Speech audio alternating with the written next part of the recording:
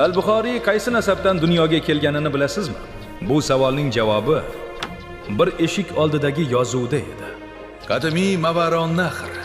O'tkir zehni bilan tanilgan yosh olim Ismoil safar chog'ida bir bog'bonning uyida mehmon bo'ladi. Tongda u tasodifan bog'bonning qizi Fotimani ko'rib qoladi. Qizdagi yuksak ibo yigitning qalbiga cho'g' tashlaydi. Ismoil bu oqila qizning aqlini sinab ko'rmoqchi bo'ldi. U yog'och eshikka yerdagi kesak bilan ataylab, xato qilib ushbu baytni yozib ketdi. Dilkusho el bo'lmasa, zindon erur. Ya'ni, ko'ngilni ochuvchi odam bo'lmasa, bu bog' ham zindondir. Ertasiga Ismoil kutilmagan mo'jizaga guvoh bo'ldi. Qiz o'zining go'zal husniy xati bilan el so'zining ustidan chiziq tortib, o'rniga gul deb yozib qo'ygan edi. Dilkusho gul bo'lmasa, zindon erur. Ismoil lol qolib, o'zining pinhona sevgisini bayon qildi.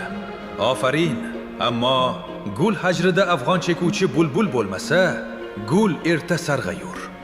Shunda Fotima butun dunyo qizlariga dars bo'lgudek javob qaytardi. Ushbu bog'da erta tongdan bulbul fig'oni tinmaydir.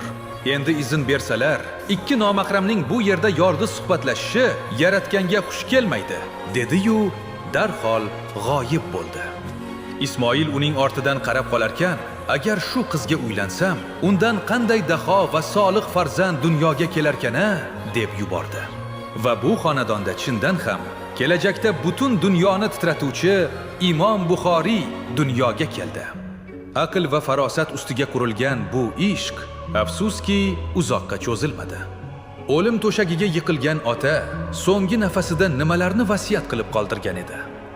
Ko'zlarni yoshlatuvchi bu qismni o'tkazib yubormaslik uchun hoziroq obuna bo'ling.